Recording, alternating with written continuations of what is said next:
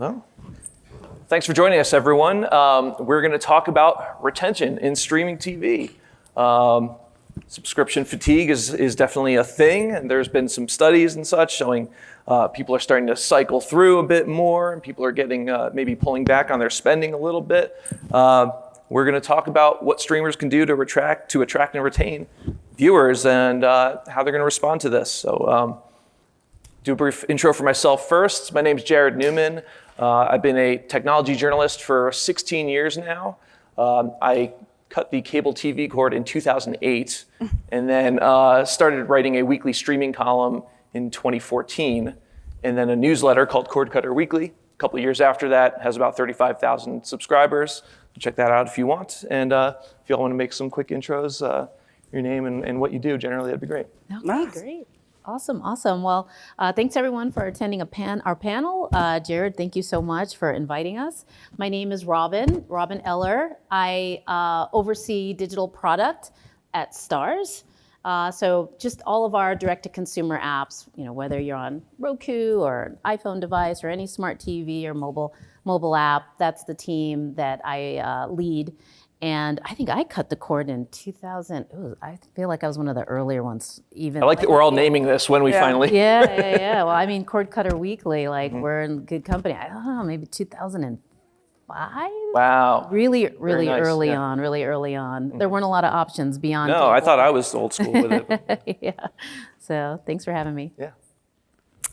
Well, I'm trying to remember now when I cut the cord, so I'm a little distracted. So I'm Adriana Waterston. I'm the EVP of Insights and Strategy at Horowitz Research. Some of you may know who we are. We do a lot of work serving everybody within the media ecosystem, from the content providers to the platforms and the distributors. And so we talk to consumers all the time. So hopefully I'll be the voice of the consumer in this conversation. And I was one of the later people to cut the cord. I don't remember exactly the year, but it was probably after COVID, but that's because I had a teenager in the house and we had bundles, and the bundle got me stuck. So, I think that might be part of our conversation later, bundling. So it's pretty recent. Okay. Hi, everyone. My name is David. I'm on the subscription growth and monetization team at Roku, working on growing our Roku Build subscribers, especially in our premium subscriptions in the Roku channel. And I'm not sure I ever had the cord to cut. It was, leaving the parents' house, I guess, is when I cut the cord. Oh, God. Yeah. Same. Hey, Chimo Bokery, over at AMC Networks, and title is SVP of Growth and Partner Marketing Strategy over there. And, that's focused in on the growth side, largely around acquisition, but also retention, primarily around lifecycle marketing, falls within my remit. And the partner side, working with folks like Roku and some others in terms of how do we partner to do things better across the board. So definitely ties in. In terms of cutting the cord, I don't remember. I just know it slowly phased out. I got one bill and I was like, you know what, not time anymore. Don't know when that happened though. Great. Yeah. So Adriana, you mentioned being kind of the voice of the consumer, but I kind of feel like I'm the primary antagonist here in terms of, because I'm always the one who's telling people, hey, get rid of these subscriptions you don't need, make sure you're auditing your subscription, maybe just hang on to it for a month, and once you're done with the content, move on and see what else is out there, So I guess I just wanted to start by asking, is that getting through to people now? There was obviously this kind of heady days of I wouldn't say great for various reasons, but 2020 to 2022, a lot of subscription growth, and has that changed now? Has people become more fatigued with all these subscriptions that they're dealing with? Well, you're asking me this? I think you have some data maybe. Yeah, So. So there's a couple of trends that happened, around this time, right? So first of all, we've got more platforms than ever. We all know this. We're all in the industry. We know what's happening. So there's more platforms, so people have to manage more, subscriptions. And people have gotten much smarter about, and savvier about managing those subscriptions. Mm-hmm. I tell the anecdote for myself, and I hear this from consumers all the time, that for a while, I was paying for HBO Max twice. I was paying through my Roku, and I was also paying Amazon Amazon Prime, through my Amazon Prime account, I was paying twice for HBO for like 6 months. And I had no way of really, of figuring that out or even controlling it. But once I found that out, I became a lot more, I got on top of, what I'm spending and stuff like that. And I'm hearing that from consumers all the time who are now, for example, trying to consult. That's why bundling, because, we're going to talk about it more, but that's why it becomes so important, because it allows for much easier access, and management of, all of the subscriptions, so people could really see what they're paying for and stuff like that. People are also using, apps to control it, or they're choosing to subscribe through PayPal and things like that are really helping manage this problem. But then again, it gives more transparency to consumers, so now the churn becomes even easier to do. So it's like a double-edged sword for us on the industry side. Yeah. I'm curious what you all are seeing on your ends.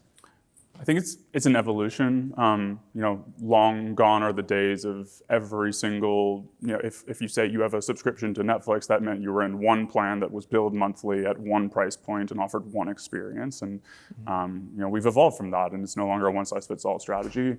There's, ad-supported tiers, different bundle discounts, promotions, to just meet people at their various, elasticity of demand, if you will. People don't churn if they feel that they're getting value for what they're paying. So I think that's the name of the game, is you need to return value on the subscription that the user has. And there's a lot of different ways to sort of communicate that value and connect that value. But I'd also say, the alternative offerings have gotten really good too. The free offerings that have evolved in the last couple of years in a really significant way. The Roku channel, is, to plug ourselves, is the number 2 app on our platform, and we've seen tremendous growth in sort of the free area. So we're competing not only with serve SVOD to SVOD, but time of total eyeballs, if you will. Yeah, and I think, what's really been interesting in terms of changes that we're seeing just kind of at the executive layer is getting our team to understand, again, kind of like at the C-suite, that people will come and go, and that's okay. And that's a hard thing to grasp, because a lot of times, you want to have that consistent revenue, even in downtimes of content. But we know once the show ends, people leave, and then they will come back when their show returns, or a new show or movie returns. But I think that's kind of sometimes hard at the business level when, you have to report to Wall Street of consistent subscriber growth. But then at the same time, the dynamic is, the reality of the dynamic is that people come and people go. So you kind of have to adjust, I think, financial expectations at that kind of revenue layer in order to, be able to kind of withstand those changes and just kind of go with it. And then I think the other big change that we've seen since 2020, when you talk about the pandemic, is the rise of these free ad-supported experiences that are baked into the smart TVs themselves. Roku's channels and Samsung TV's free channels. When people turn on their TV before they even open an app, they're seeing a lot of free content. Sure, it may not be, big shows like White Lotus or Last of Us or Star shows, what have you, but it's still an experience before they get to yours. So that competes and erodes a little bit with the business model of paid services, especially for younger audiences that don't mind watching Buffy the Vampire Slayer channel or Kitten TV or other things just to have the TV on. So I think that's kind of like a new shift in content consumption since 20 is the rise of kind of those native free content experiences on TVs. Yeah, just to kind of dig into the point you made, people kind of making peace with people coming and going, I guess, how do you respond to that? What do you do to kind of, mitigate the damage of that or get people back? Or, I guess, how do you change your subscription strategy to reflect that people are doing that now? Yeah, Chima? Yeah, I think that's a great point in terms of thinking about things differently. Right now, to that point around people going and coming, people are coming into the service, sometimes watching what they want to watch, and sometimes leaving, unless you show them the value of the service as a whole. And I think that's the piece that we've been really focused on, is really driving that level of content that helps people understand, you're coming in for an overall experience, and we're trying to super serve those customers within that. And so while we look at the dynamics of people coming into the service, our straight SVOD service, we do also understand that there's these other places that people will consume. We want to meet people where they are. I think that was a great point, because the fact is, if they're consuming that content, they're engaged with it. We continue to do partnerships to try to make sure that people can find our content in the right places. They might be on those traditional platforms, but they might be in other places that they're traditionally going anyway, and they're able to engage in our content there. And sometimes that ends up working together to bring them back to the flagship or to one of our services to maybe watch the rest of the content, or maybe actually dig in further to find new content that they may enjoy. So it all ideally works together. Interesting. Yeah. So you're saying you can kind of use the AVODs and the frees to kind of reconnect with people after they've turned off. And AVODs and frees for sure, but even other places. I mean, fairly recently we've put our content up on Netflix, and we saw great benefit for some of our newer shows coming back with new seasons, where people were able to engage in those platforms that may not have been familiar with it, but then now come in as true fans, really looking for the new season of that show and finding other content they enjoy. Mm-hmm. Okay. I do want to talk about kind of like discount and sale tactics. Like Adriana, you're saying you were paying twice for Max. I've yet to pay for Apple TV Plus because I've managed to kind of like keep redeeming these free trials. I think I probably shouldn't admit this, but it is a thing that I've managed to kind of explain. Presumably you don't want that to happen. So I guess maybe I'm thinking from my perspective, people are getting wise to like seasonal sales and comeback offers. People email me, I'm waiting for Black Friday because I know the price is going to go down to $1 a month for Hulu or whatever.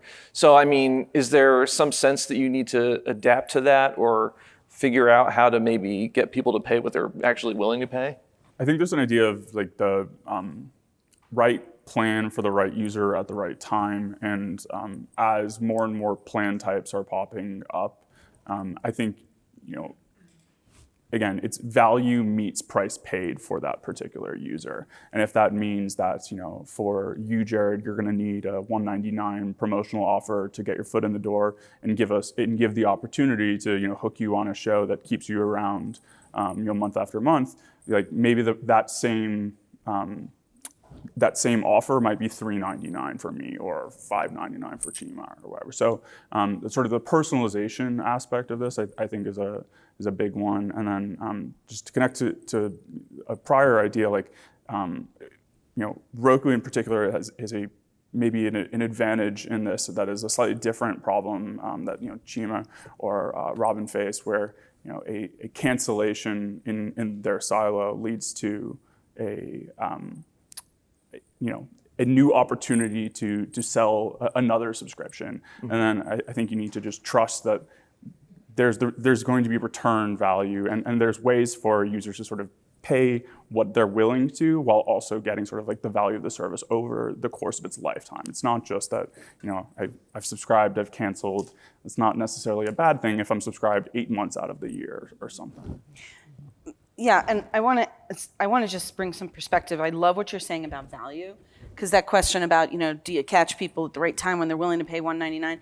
People are willing to pay whatever they're going to want to pay for the services that they, whatever they are being asked to pay for the services that they value the most, right? So we're talking about the services that are more vulnerable to churn, that are the concern here, and some of those happen to be some of the smaller services, some of the premium services that do rely on those big shows that and all that, and have that problem. So I think there's a conversation to be had at the level of the big services like obviously Netflix, but also even Peacock and some of the bigger aggregators, and a different conversation to be had with some of the smaller, more niche services. Another trend that we all know is happening, but I think something that has to be part of that conversation about value is how we're handling sharing of subscriptions and sharing of passwords. Because while we in the industry look at that as a problem, it actually is a tool for retention.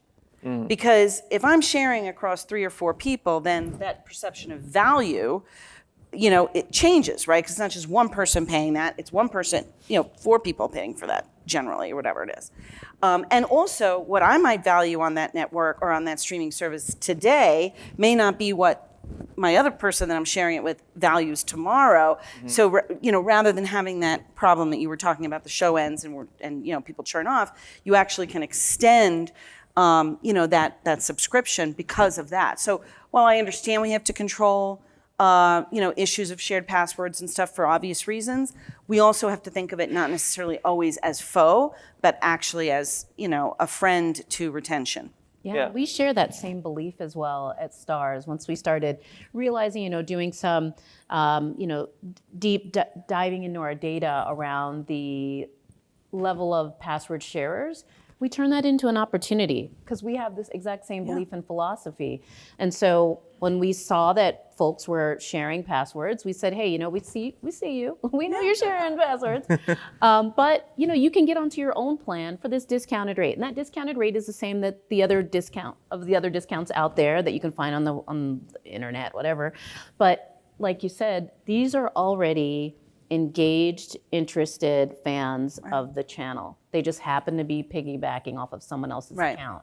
So they have a bigger intent to stay and catch their show, and they won't mind paying that price. Yeah. They got busted. And I think that we all have done it one way or another, whether it's, sharing our parents' account, when we were younger or older, but we don't see in our feedback or reviews that people get upset for getting busted, right? They know that, we're not supposed to be doing it. I got caught. But then if you give them a good enough deal to get on their own account, there's really, it's a victimless crime in that sense. As long as you're giving them that value, though, to stay on. Yes.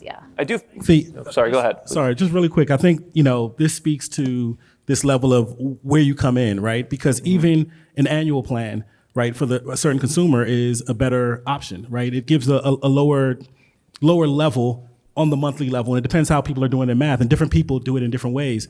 And to speak to that idea of adding value through like password sharing, you think about bundles, and that honestly sets up a similar type of situation where, one service may be the thing that you're really in for 1 month, and then the next month you're in for something else the following month. If those are set up correctly, that can add a lot of value in itself. So, I mean, it's not about necessarily figuring out ways that we can slap a for sale sign on there. It's about figuring out ways that we can make sure it's the right door for people to enter. Yeah, as a subscriptions aggregator, we're really excited about the opportunity to expand our bundles offering. Not only right now we have an aggregated experience in terms of like how you're watching and consuming and merchandising content. If I just want to see thrillers, I can look across the 4 or 5 different services that I'm subscribed to and find thrillers. But then you have the added piece of sort of bundles and providing that price discount relative for their continued loyalty. Again, it just gets back to this idea of right plan for the right user at the right time in their life cycle. I do want to talk a little more about bundling, but first just to kind of return to the password sharing point for a minute, because I feel like I'm hearing something a little different from you, Adriana, than maybe from Robin. I mean, you're saying that this is a retention tactic. You have, let's say, parents and they're hit at college and they're sharing a subscription. Maybe that's okay because that makes the subscription stickier. But then I'm also hearing, hey, this is an opportunity to upsell them, which is pretty similar from what we hear, with Netflix, and they're kind of spiking the football over how successful their kind of crackdown has been, and now Disney and Warner are following suit. So I guess I'm trying to figure out, is there a point at which just kind of allowing for a certain amount without kind of trying to push people over, or is there a certain service for which that makes more sense as opposed to? Well, if I understood properly, you're figuring out who's sharing, and then you're giving them like a good deal, so that they're like, let's say if they're splitting the service, they're paying a discounted price now, so they're paying a closer price to what they would pay for half the service. I don't know if that makes sense, right? Something like that, right? Yeah, so the original owner obviously stays on their plan. The perpetrator realizes they're caught. But then they get a good deal, and they're there to watch the show. We see it spike, the password sharing, we see it spike when there's a new show, right? Or a return of a show. So they're there to watch, they're excited. They don't mind paying like the $4.99 or $5.99. Right. So Jared, we see the problem, but we don't hate it. Mm-hmm. We just, We're working with it. Yeah, we're working with it. Yeah.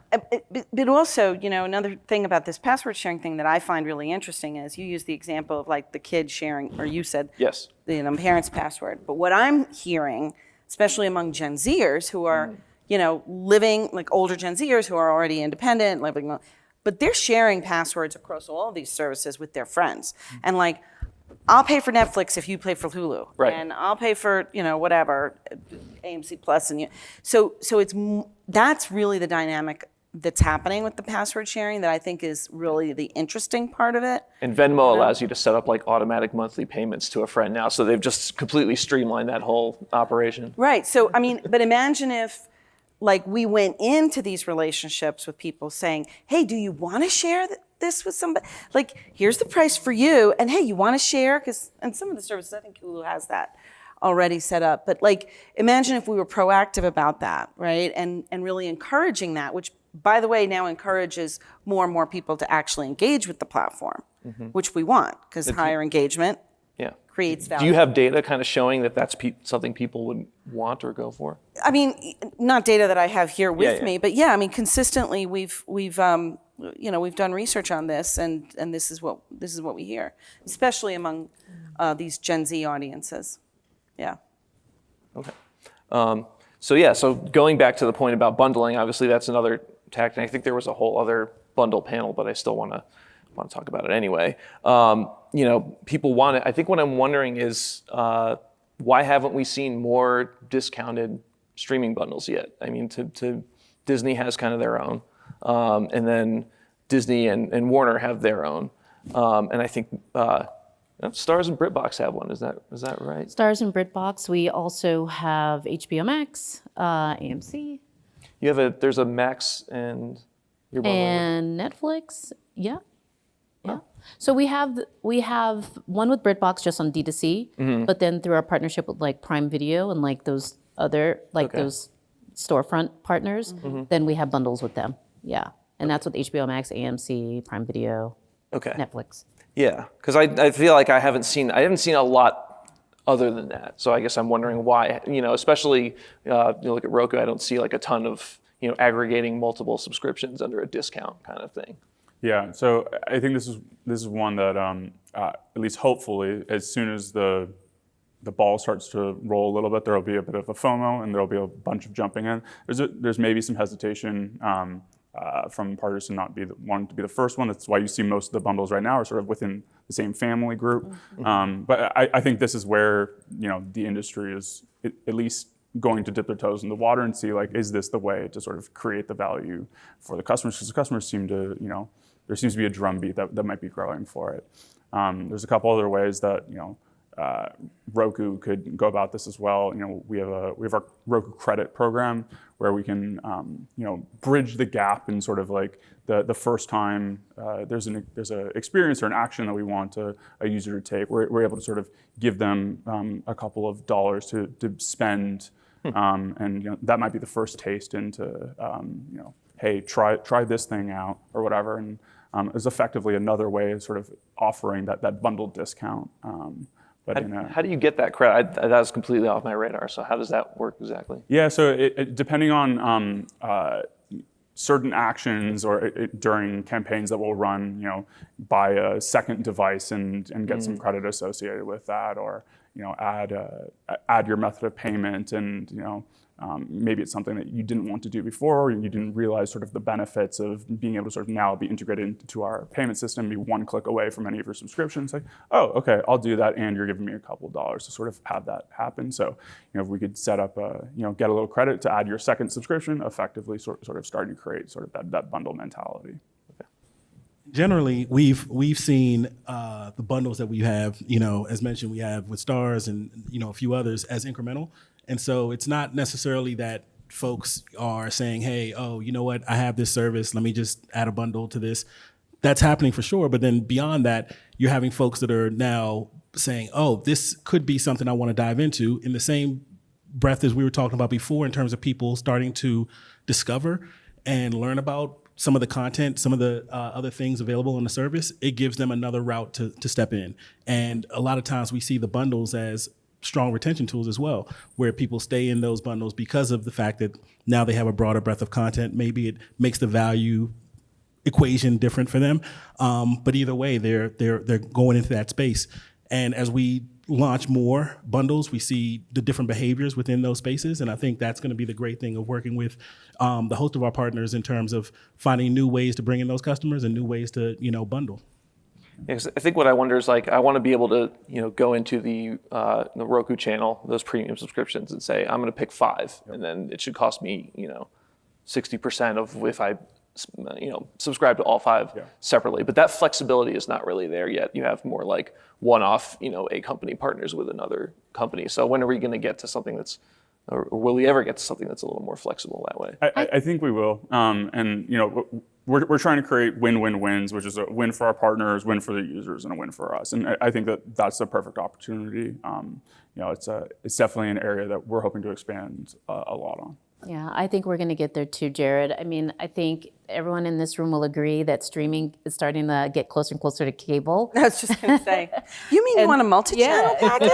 Exactly. I shouldn't have said that, actually. Package, yeah. I mean, but that is the reality, right? As much as we like to think that we're getting away from traditional cable and linear, the business model is creeping back. So, and that is a very traditional business model for cable, right? So, given how much we're headed in other areas back to that old paradigm, I don't think it's surprising that we get to that as well sooner than later. Well, the problem with the old cable bundle was that there was a ton of stuff that was included in it that maybe I didn't want, but maybe you did. And so the flexibility of the bundle proposition wasn't that business model was broken. It was that it was a one-size-fits-all solution. And if there's the personalization included in the sort of the discounted price for that trade-off and loyalty, I think that is one of those win-win-win opportunities.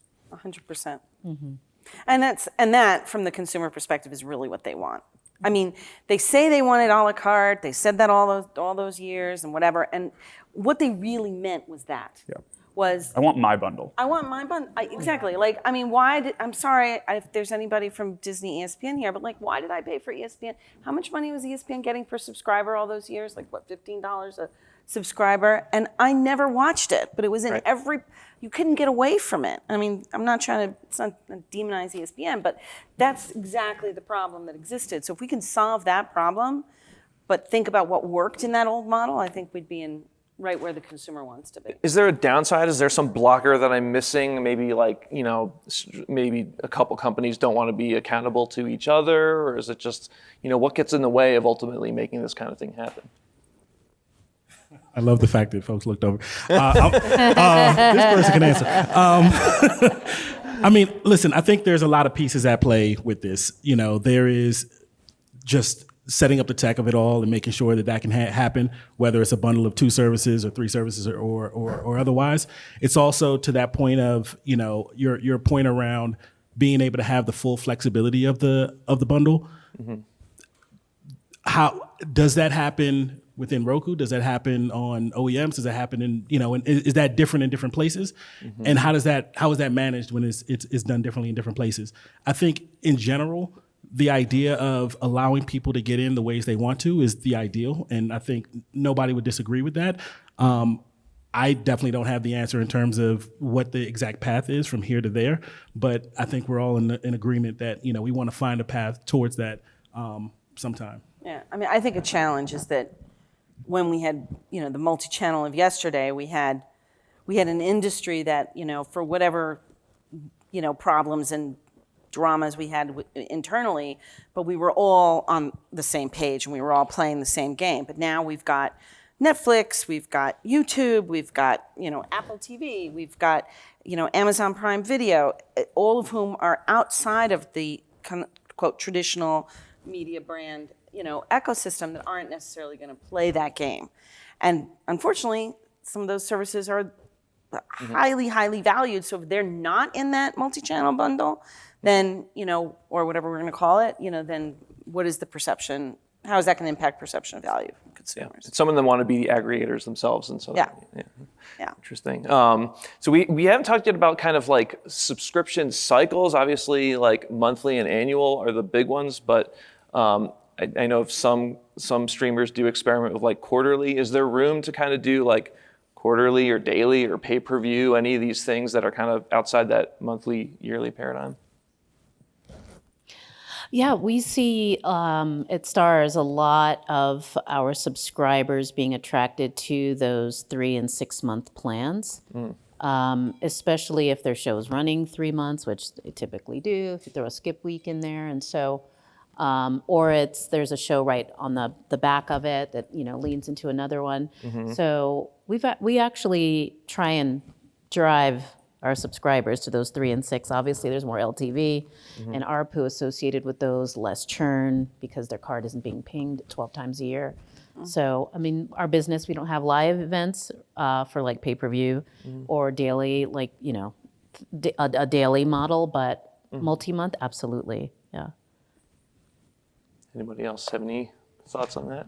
Yeah, I mean, listen, I think flexibility is key, and areas that we can be flexible, we want to be flexible. So, to the point of, the LTV around 3 and 6 months, we, some of our services, we have a portfolio of services, and some of them, people really lean in on the annual, some of them really lean in on the monthly. And I think providing many opportunities in between. I even think I think it was the Calm app that provides a lifetime membership, there's a full range of options within that. And I think it's understanding the customer for each of those. I don't necessarily think that trying to push hard to get a 3-month for every service would be the right move, because for some of them, their initial move would be to get an annual or a 2-year or whatever it is, as opposed to for those shorter periods. But I think where we can provide that flexibility is the goal. Yeah, and we try and provide sort of like the payments infrastructure for our partners to do what they want, meet their users for their particular needs. So if that's quarterly plans, then we'll try to make that happen. If that's multi-month plans or whatever else it might be, we'll be there to help them do that and connect the user. There's also ways to do this, again, in a personalized way, not a one-size-fits-all. It's not you just set and forget quarterly plans. It might be you stunt them. They're not always on, but it's sort of like, this is a quasi promotion. You're getting a little bit of a discount. There are times of the years perhaps where it's strategic to bridge maybe a content gap, and you don't want to see that user totally go, but you're willing to sort of trade off a little bit on the lifetime ARPU to be able to get to sort of that next moment where you're going to have a lot of strong retention as well. I also wanted to ask about perks, because I wouldn't call it a trend yet, but Disney launched perks programs for Disney Plus and Hulu a couple weeks ago. DirecTV's been doing it for a little while. Hallmark, when they launched their streaming service, they kind of made perks. And what I mean is, maybe you get some other benefits, like with Disney Plus, they throw in a 3-month clear membership. Some of those are a little underwhelming, but I think there's something maybe there to the idea where you can kind of bring people in a way that is, beyond just the content, and it's something that kind of helps keep people on board. But I don't know, what are you all thinking about that? Yeah, I mean, I think engagement with your audience, with your consumer, with your subscriber, beyond just waiting for them to turn on your service is really important, right? So when I think about perks, to me the best example is T-Mobile Tuesdays. They're not hugely expensive perks. They're not, they're cheap stuff, right? But they're engaging with that customer every week, T-Mobile Tuesday? I think they still do. T-Mobile. What? Oh, I have T-Mobile. It's T-Mobile Tuesdays. I'm like shocked that you don't. Well, I mean, they have perks for customers. So it's like, you might get a discount to Starbucks if you show them, your T-Mobile thing on Tuesdays, though, or like Download the T-Life app today. a discount on movie tickets, or and it's small stuff. It's small stuff, but it's a whole program. I think they're still doing it. I don't. They are. They are, right? And it's small stuff, but it keeps that subscriber, except for you, engaged and remembering the value that they're getting from that brand. And so, obviously, I think the perks that would work the best for people in our space are perks that are brand related, or that are brand extensions, or that have something to do, with like your brand ethos, that keep people, thinking about who you are and why I should come home tonight and turn on Stars, But I definitely think it's a strategy that could work if it's done right. Yeah, definitely agree. And I think the key point there is the related piece. I think there are a lot of times you can throw a lot of things on the wall and, add elements that now seem so disconnected that it's not reaching back to, this is value based on your subscription to, X streaming service. Instead, it's just saying, hey, it's like a bundle of services and I could break out at any given time. Throughout whether or not we have a distinct perks program, we're always trying to look for marketing partnerships. And a lot of those result in things that may surprise and delight our customers or, provide added value, whether it's during distinct periods of time or further. We're always looking for those and trying to figure out ways we can lean in those ways to really oftentimes build around a campaign and make that bigger and make it more connected to exactly do that. Like, hey, you know what, if I am doing something with Domino's and Shutter together, then all of a sudden I'm thinking and making that connection in my mind that this is related to that. And maybe I should go stream because this is tied in. Pizza night with AMC and Exactly. Domino's, it's like, whatever. I love those kinds of things. And I also think being creative with other kinds of ways to drive, loyalty programs, right? Whether we've talked about the Roku Bucks. I love that. I didn't know that. Is it called Roku Bucks? That's a great name. It should be called. It should be. Definitely. Yeah. Bring And that to the team. Roku. I need to. So, but think about that. Like, for every month that you pay for stars, you're kind of like putting money in your little bucket, and you're going to get, if you keep subscribing to me, at some point you're going to get something really, really valuable out of it, whatever that might be. But gamifying these experiences, not just taking, but engaging just even with this part of the process. I feel like that could also really help this. Yeah, as I understand it, that's how DirecTV's program works. That you accrue points over time, and then you can use it even for like bill credits and things like that. I'm sure it's a drop in the bucket Amazon compared to a Prime, DirecTV. you use your Prime Visa card and you get 5% Yeah. cash back. But how do you get it? You get it by spending more money on Amazon. My daughter now says, everything I get on Amazon is free, she says. Why? Because she's always using Yeah, I thought you said she's using your credit card. she thinks everything on Amazon is free. She doesn't have to pay for anything. I did want to touch on piracy. It's obviously a little different than password sharing, I think, but maybe touching in a similar area. And it doesn't. I know a lot of folks don't like talking about it, but I think that is kind of the flip side of more subscription fatigue and the growing number of services to manage. It does seem like piracy is going up. So how does that kind of factor into how you approach retention and is there a way to kind of support these patterns and kind of get people on the path back to legitimate viewership? The irony is at times, I think in general, the general thought would be that piracy is not an ideal, and this is not saying anything against that. But there are times when that actually is served as almost a sampling. And if you can get ahead of that, understanding that people will sometimes use it as sampling to get into the broader engagement and find places that you can put it. And I'm not talking about piracy sites, but finding other places that you can put your content that may help to bring people in the door and say, hey, this is something I want to pay for, to that value statement from before. We have a range of services, one of them being High Dive, which is anime. And, anime traditionally has had a lot of, piracy as almost part of the DNA. And, transitioning that behavior or perspective, oftentimes comes from presenting content in the right way and really helping to clarify the value that you're bringing to the table, whether it's the type of subtitling you're doing or the dubbing that you're putting in place or the timing that you're bringing that to market or the fact that you don't have the interruptions. All those kind of pieces help to play to add to that value equation and help to make sure that, people, while they may engage in certain things in certain places, they're still coming to your service ideally for most of their viewing. Yeah, I don't know if I have a comment directly on piracy, but I think if piracy is rising, it's a rejection of the status quo. It's saying I'm frustrated with what I can get right now. I'm not getting what I value at a price that I want to pay. Something that comes to mind is sports streaming rights, very disaggregated, very complicated. You need a PhD in knowing sort of like who has what rights. And so if there's ways that we can meet the user frustration in a way that is a fair price for a user to pay in a convenient way, I think you reduce that level of piracy. So stuff like SportsZone on the Roku channel. This is a place where I I know the game is on. I don't know what service it's on. I don't know if I own that service right now, but I'm going to go to the Sports Zone. I'm going to see, hey, here's the game. Here are my watch options. Okay, I own this service that is providing it, or I don't. I'm one click away from signing up to it. So I think use it almost as a barometer for user frustration in solving those pain points. 1,000%. It's all about value. And by the way, let's unpack piracy because it's a very big term. So there's the piracy where you've got the the techie guys who are sitting there, bit torrenting and file sharing and all of that very complicated stuff that's a very, very small percentage of the piracy thing.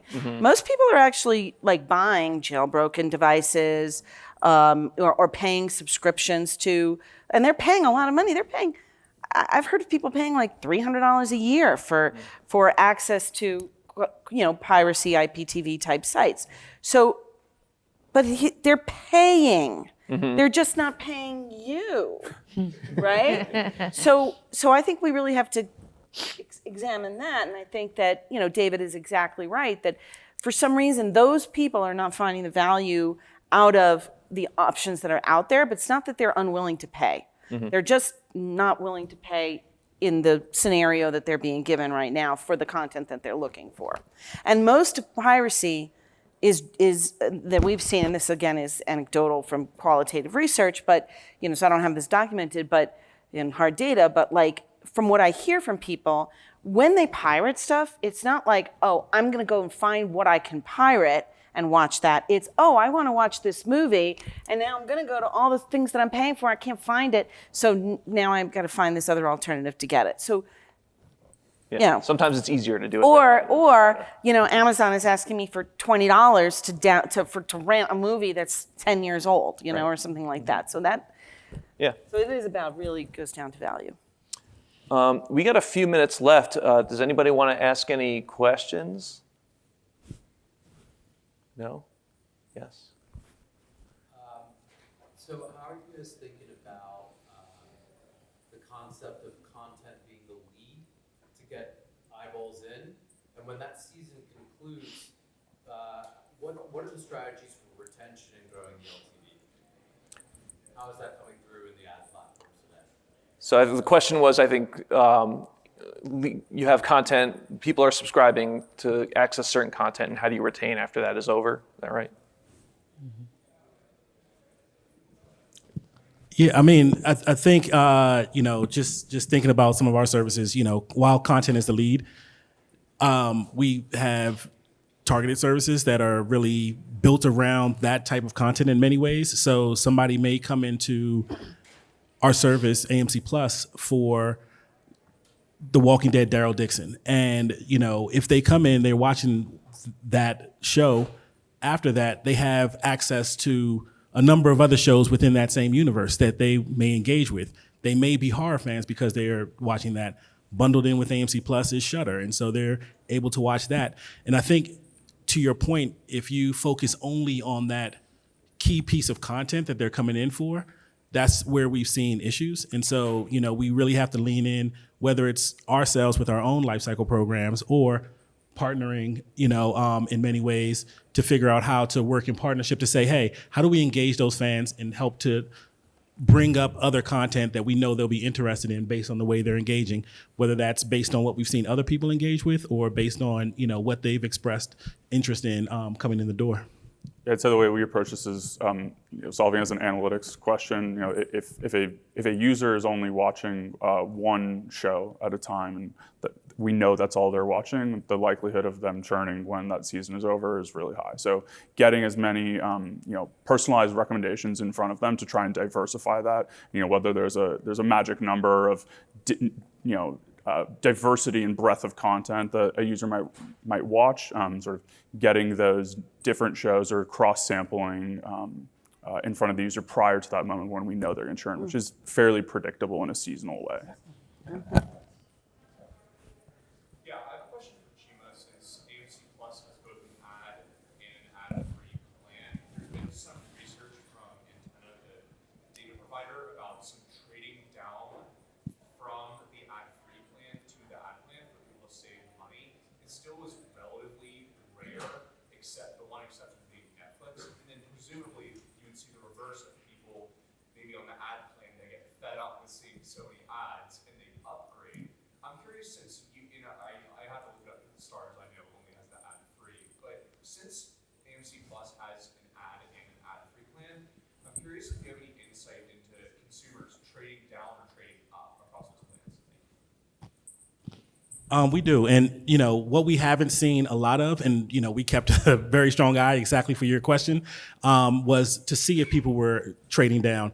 There is some small level of that. I mean, there's always going to be some folks that do that. But in large part, the ad tier actually opens up a broader avenue for people to come in that maybe the price point to the points made earlier was not the right one for them, or actually represents a good opportunity to win back people that left because the price point wasn't right at where they were before.